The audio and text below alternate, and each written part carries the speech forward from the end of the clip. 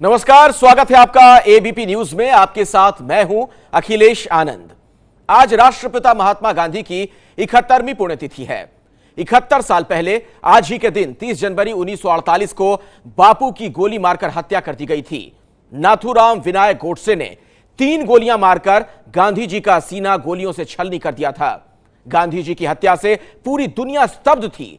उस दिन क्या हुआ था, किसने रची थी सत्य और अहिंसा के सबसे बड़े प्रतीक को मिटाने की साजिश? देखिए हमारी ये खास पेशकश।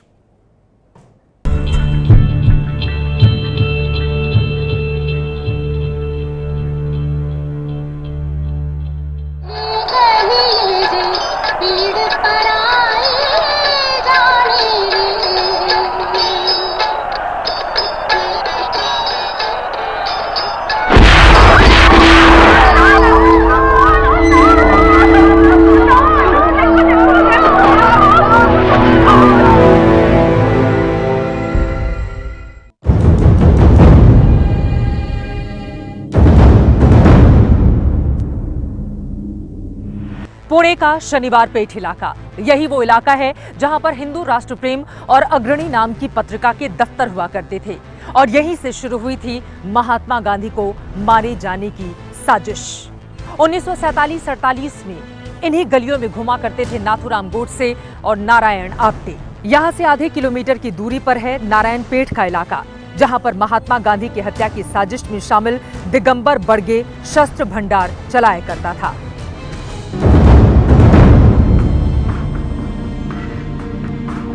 आप्टे के साथ होटल चलाने वाले विष्णु राम करकरे और पाकिस्तान से आए शरणार्थी मदन लाल पहावा की यहां पर मुलाकात हुई और यहां पर ही साजिश का पहला पन्ना खुलता है, जिसने इतिहास को बदल के रख दिया।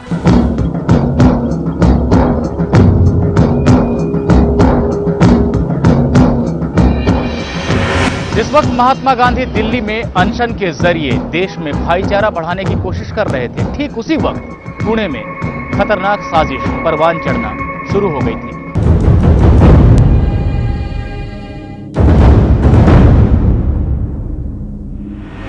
शाम के 4:30 बज रहे थे।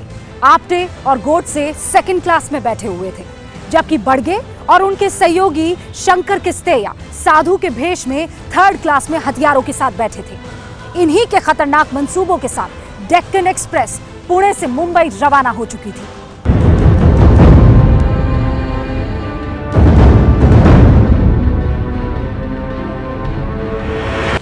मुंबई के परेल में हिंदू महासभा के कार्यालय में आप्टे, गोडसे और अन्य लोगों की मुलाकात हुई जो इस साजिश में शामिल थे। यहीं पर आप्टे ने दिगंबर बड़गे को वो खतरनाक काम सौंपा और वो काम था महात्मा गांधी पर गोली चलाने का। CST यानी छत्रपति शिवाजी टर्मिनल 1948 में जिसे विक्टोरिया टर्मिनल के नाम से जाना जाता था, उस रात 9:30 बजे नॉर्थ वेस्टर्न फ्रंटियर से करकरे और पाहवा ग्रेनेड और गन कॉटन नाम के विस्फोटक के साथ दिल्ली के लिए रवाना हुए। लेकिन इस साजिश के जो मुख्य सरगना थे आप्टे और गोडसे, उन्हें प्लेन के जरिए दिल्ली पहुंचना था और इसके लिए 17 जनवरी को टिकट भी दिल्ली के लिए बुक करा लिया गया। करकरे और पहावा के साथ बेडिंग की शक्ल में ग्रेनेड और विस्फोटक की पहली खेप दिल्ली पहुंच गई थी। साजिश के मास्टरमाइंड आप्टे और गोडसे 17 जनवरी की शाम प्लेन से दिल्ली पहुंच गए, लेकिन बड़गे और किस्तेया तय वक्त पर दिल्ली नहीं पहुंच पाए।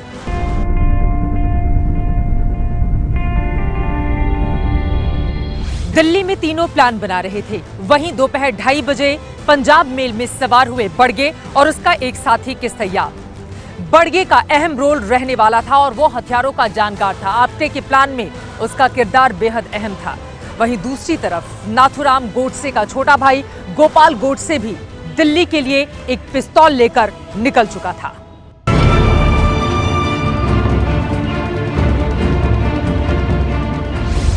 पूरे दिन की अफरा तफरी के बाद शाम को दिल्ली के हिंदू महासभा भवन में ये पूरा गैंग एकजुट हो गया। हथियारों के पास हथियार पहुंच गए, बस रिहर्सल बाकी था।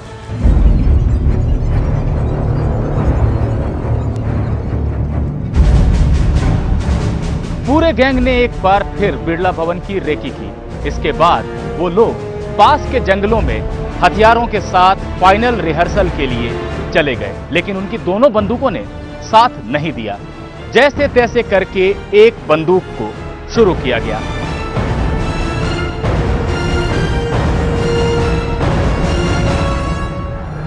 लगभग इसी गेट के आसपास आकर सभी लोग जुटने लगे। उन्होंने इस गेट पर तैनात चौकीदार छोटू राम को 10 रुपए रिश्वत देकर भीतर घुसने की कोशिश भी की। मकसद था जिस स्टेज से महात्मा गांधी भाषण देते हैं उसके पीछे जाकर फायर करना और हैंड ग्रेनेड फेंकना, लेकिन आसपास जमा लोगों की भीड़ देखकर बडगेट डर गया। इस बीच मदन लाल पाहवा ने दीवार में विस्फोटक लगा दिया। पीछे का गेट छोड़कर अब ये सातों लोग आगे की तरफ आ गए। महात्मा गांधी का भाषण शुरू हो चुका था। पाहवा ने दीवार पर रखे विस्फोटक में धमाका करवा दिया। ये जगह महात्मा गांधी से सिर्फ 75 फीट दूर थी। आसपास हलचल मच गई। तय कार्यक्रम के मुताबिक बडगे को इस हलचल का फायदा उठाना था, लेकिन वो तो अपने हथियार पहले ही गाड़ी में रख आया था। बाकी में से किसी की भी यह हिम्मत नहीं हुई कि वो महात्मा गांधी पर गोली चला सके या ग्रेनेड फेंक सके। मौका वारदात से मदन लाल पाहवा को तुरंत गिरफ्तार कर लिया गया।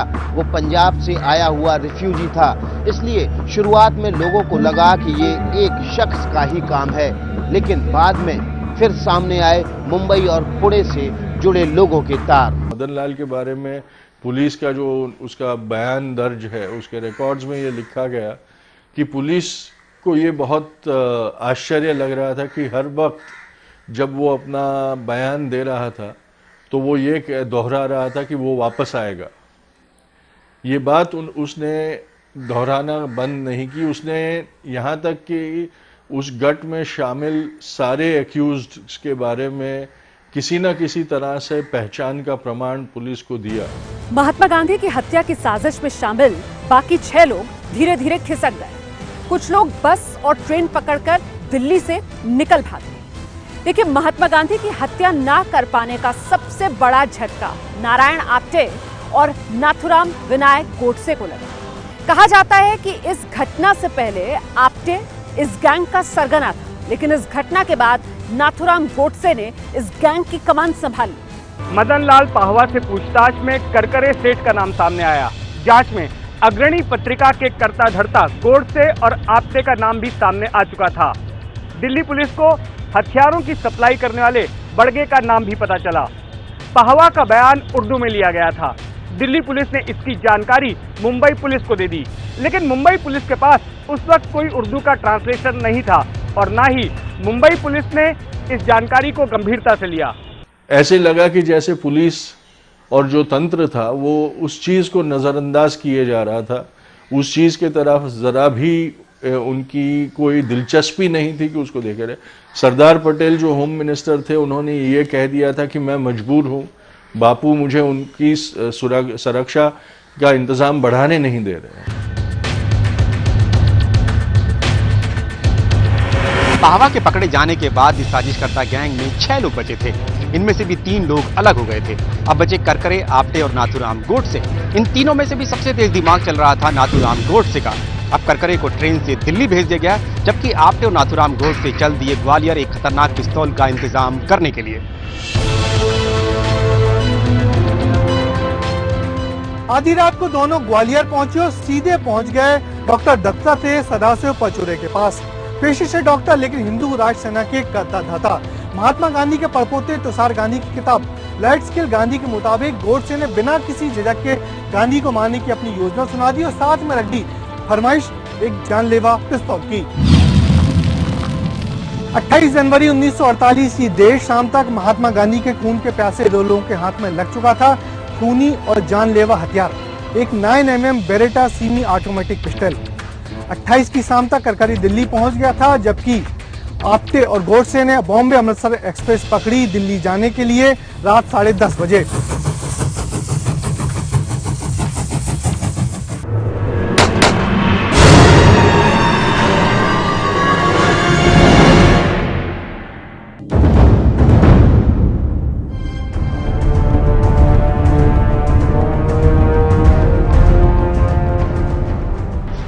शाम को चांदनी चौक में तीनों टहल रहे थे। यहीं पर गोडसे ने अपनी तस्वीर भी खिंचवाई थी।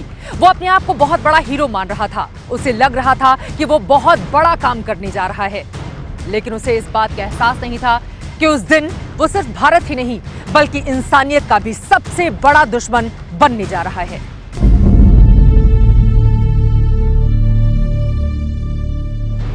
उधर पुरानी दिल्ली रेलवे स्टेशन पर तीनों महात्मा गांधी की हत्या की साजिश को अंतिम रूप दे रहे थे।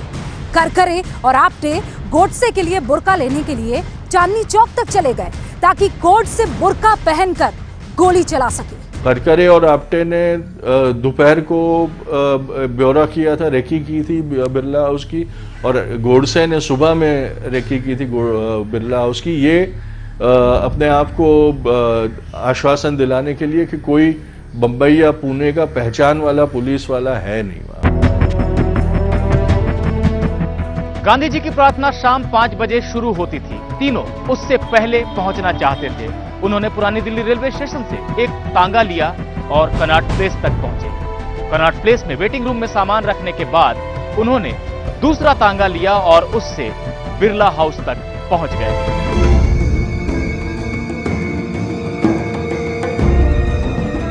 तीनों लोग लॉन में पहुंच चुके थे। गोडसे के हाथ में बंदूक थी और गोडसे को कवर करने के लिए दो लोग उससे 2 कदम की दूरी पर पीछे खड़े हुए थे। मकसद था गोडसे को रोकने की कोशिश को नाकाम करना, लेकिन वक्त बीत रहा था। कभी ना लेट होने वाले बापू आज लेट हो रहे थे। इस बीच महात्मा गांधी सरदार पटेल के साथ अपने कमरे में थे। उन्हें कुछ समझा रहे थे। नेहरू और पटेल के बीच की दूरियां मिटाने की कोशिश कर रहे थे। तभी उन्हें याद आया कि उन्हें देर हो रही है। शाम 5:15 बजे वो अपने कमरे से बाहर निकले और प्रार्थना के लिए इसी रास्ते पर चले जिसमें आज उनके पैरों के निशान बने हुए हैं। गोडसे ठीक उसी जगह खड़ा हो गया जहां से महात्मा गांधी को गुजरना था। उसी गोडसे के सामने से महात्मा गांधी को मंच पर चढ़ना था। महात्मा गांधी आभा और मनु के कंधे पर हाथ रखे आगे बढ़ रहे थे। जनता के बीच आकर उन्होंने दोनों हाथ जोड़े। तब तक वो गोडसे के बिल्कुल सामने आ गए थे।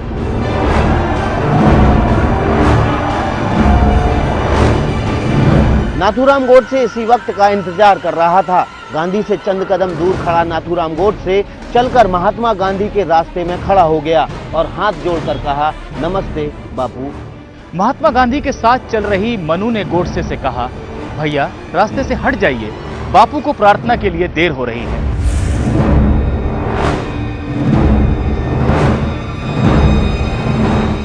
इससे पहले कि मनु अपनी बात पूरी कर पाती, गोडसे ने धक्का दिया और महात्मा गांधी पर बंदूक तान दी। एक के बाद एक 3 गोलियां महात्मा गांधी के शरीर पर दाग दी गईं। 2 गोलियां 78 साल के महात्मा गांधी के बदन को भेदती हुई निकल गई। एक गोली उनके शरीर में ही अटक गई। 78 साल के महात्मा गांधी के मुंह से निकला, हे राम। राजा पतित पावन सीताराम, ईश्वर अल्लाह तेरो नाम, सबको सन्नति। देश को अहिंसा के रास्ते आजादी दिलाने वाले महात्मा गांधी की कुछ सिरफिरे लोगों ने जान ले ली। इसकी FIR दिल्ली के तुगलक रोड थाने में दर्ज कराई गई, जिसकी कॉपी आज भी थाने में लगी हुई है। ये हिंसा की बहुत बड़ी हार थी कि वो अहिंसा के एक पुजारी का वक्तव्य भी बर्दाश्त नहीं कर पाते थे। उनको अहिंसा के उस पुजारी को भी खत्म हिंसा से करना पड़ा, वो उनकी मजबूरी थी। मुझे लगता है कि ये बापू की सबसे बड़ी जीत थी कि उनको हिंसक तरीके से मारा गया। उनकी मृत्यु के बाद जब उनका पार्थिव देह बिरला हाउस में रखा गया था दर्शनार्थ, तो उनकी चेहरे तक उस देह को ढक दिया गया था। जब देवदास गांधी उनके सबसे छोटे पुत्र पहुंचे तो उन्होंने वो चद्दर हटा के बापू के सीने पे जो बंदूक गोलियों के निशान थे, जो घाव थे, उनको खुला छोड़ दिया और कहा कि दुनिया ने ये घाव देखने चाहिए, क्योंकि अहिंसा के योद्धा के ये वीरता के प्रमाण है, उनके वीरता के चक्र है, शौर्य चक्र है। मुकदमा चला तो नाथूराम गोडसे और आप्टे को फांसी की सजा सुना दी गई। 15 नवंबर 1949 को दोनों को फांसी पर लटका दिया गया। गोपाल गोडसे, विष्णु करकरे और मदनलाल पाहवा को आजीवन कारावास की सजा सुनाई गई, जो 1964 तक चली। बड़गे सरकारी गवाह बनने की वजह से बच गया। दत्ता राय परचुरे, शंकर किस्तिया और विनायक दामोदर सावरकर को बाद में हाई कोर्ट ने इस मामले में बरी कर दिया।